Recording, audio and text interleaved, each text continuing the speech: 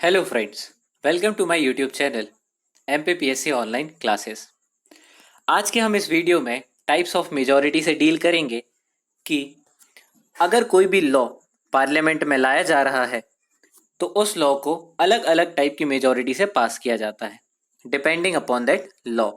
ठीक है, मतलब कि लॉ कितना ज़्यादा इंपॉर्टेंट है उसके बेसिस पे हमारे कॉन्स्टिट्यूशन में हर लॉ के लिए अलग अलग टाइप की मेजॉरिटी को प्रिस्क्राइब किया गया है। उन अलग अलग मेजॉरिटी के बारे में आज हम पढ़ेंगे कि उसमें किस प्रकार के वोटिंग की ज़रूरत होती है। ठीक है, तो हम एक एक करके मेजॉरिटीज़ को डील करते हैं। सबसे पहले आ जाती है हमारी सिंपल मेजॉरिटी। सिंपल मेजॉरिटी हमारे, जैसे कि आप हमारी दूसरी वीडियोस में देख सकते हैं, आर्टिकल नंबर 2 और 3 में यूज होती है। सिंपल मेजॉरिटी मतलब 50% प्लस 1 प्रेजेंट एंड वोटिंग। मतलब कि फॉर एन एग्जाम्पल हम देख सकते हैं कि अगर हमारा हाउस है, तो अगर हमारा हाउस है, जैसे कि मान के चलते हैं, लोकसभा की बात करते हैं, तो प्रेजेंटली लोकसभा की स्ट्रेंथ मतलब जो अब चेंज होगी वो 550 हो जाएगी, क्योंकि 2 एंग्लो इंडियंस की पोस्ट तो हट चुकी है। तो इन 550 का 50% हम निकालेंगे, जो कि होगा 275 और प्लस 1। ये क्या हो जाती है हमारी, इसको हम कहते हैं हम एब्सोल्यूट मेजोरिटी। लेकिन अगर हम बात करें कि वो मेजोरिटी जो कि प्रेजेंट एंड वोटिंग वाली है, उसको हम क्या कहेंगे। जैसे कि 550 हमारे हाउस की स्ट्रेंथ है और उनमें से जो लोग प्रेजेंट हैं उस डे जिस दिन वोटिंग हो रही है वो है अप्रोक्स 500। और 500 में से अगर कुछ लोगों ने बोल दिया कि हम वोटिंग नहीं करेंगे, जैसे फॉर एग्जाम्पल 50 लोगों ने बोल दिया कि हम वोटिंग नहीं करेंगे, तो 450 peoples are voting at that time.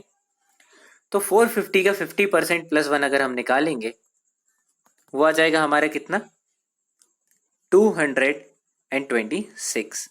मतलब कि अगर आपको किसी भी बिल को सिंपल मेजोरिटी से पास करना है तो आपको कितना चाहिए, 226 चाहिए।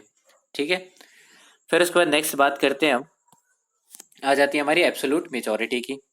इसमें बोला गया 50% प्लस 1 ऑफ टोटल स्ट्रेंथ। तो देख लेते हैं हम सिंपल, जैसे कि अगर हम राज्यसभा की इस बार बात कर लेते हैं। राज्यसभा की फॉर एग्जांपल स्ट्रेंथ है 250। ठीक है, 250 मतलब कि 250 का 50% प्लस 1 हमारा हो जाएगा 126। अगर राज्यसभा में कोई भी एब्सोल्यूट मेजोरिटी से हमें लॉ को पास करना है तो हमें 126 की स्ट्रेंथ चाहिए। तो ये कहलाता है एब्सोल्यूट मेजोरिटी। नेक्स्ट बात आती है हमारी इफेक्टिव मेजोरिटी की।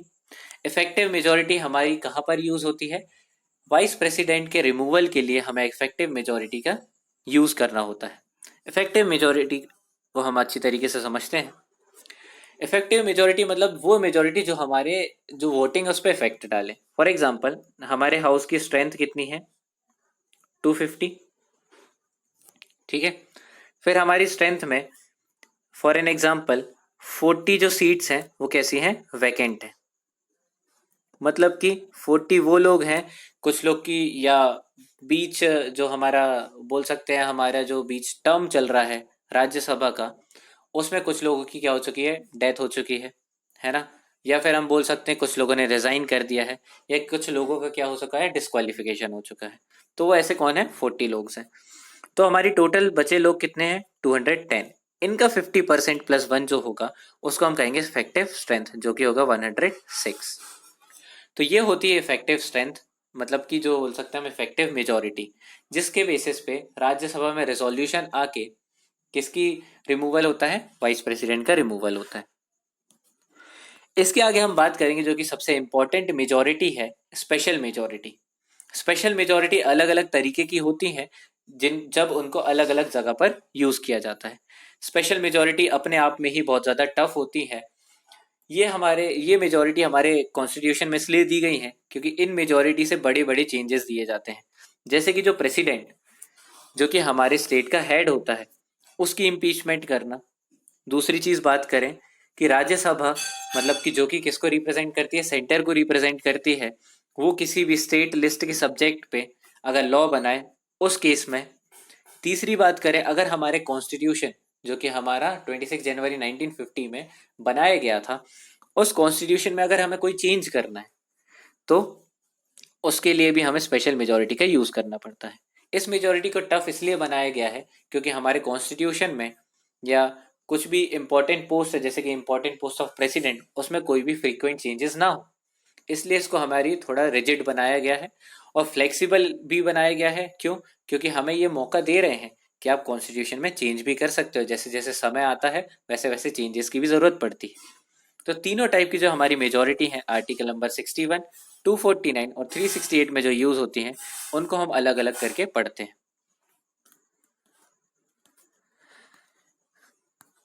पहले हम पढ़ेंगे हमारी स्पेशल मेजोरिटी जो कि आर्टिकल नंबर 61 में है, इम्पीचमेंट ऑफ प्रेसिडेंट रिलेटेड।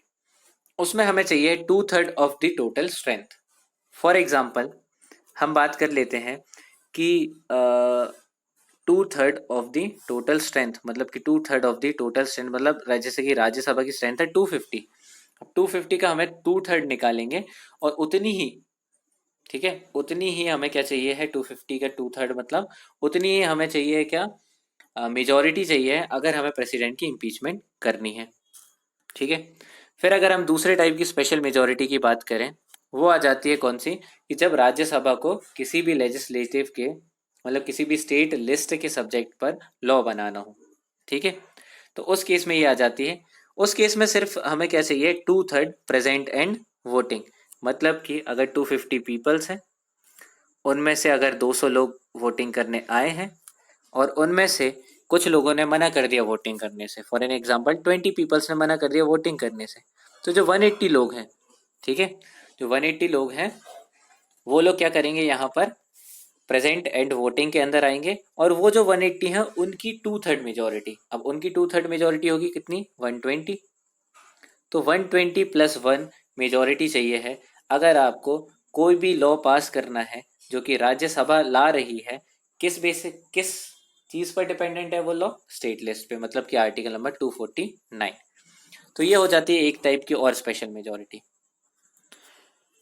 अब हम डील करेंगे एक और टाइप की स्पेशल मेजोरिटी से, जो कि थर्ड टाइप की स्पेशल मेजोरिटी है, जो कि बहुत ज़्यादा टफ है अपने ही आप में। उसको कहते हैं हम कॉन्स्टिट्यूशनल अमेंडमेंट वाली आर्टिकल नंबर 368।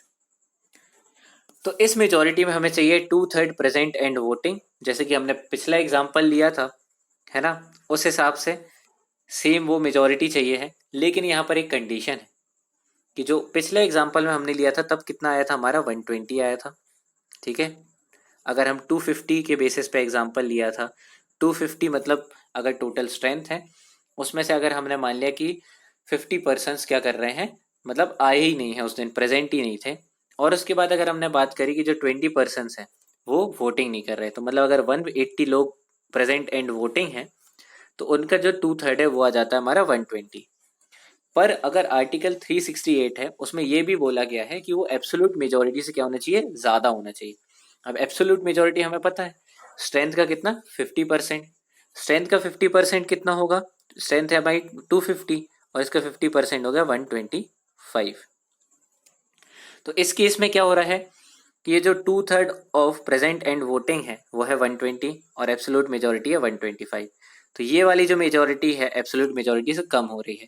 तो इस केस में क्या होगा, हमारा जो बिल है वो स्पेशल मेजोरिटी से पास नहीं होगा और हम जो कॉन्स्टिट्यूशनल में अमेंडमेंट करना चाहते हैं वो नहीं हो पाएगी।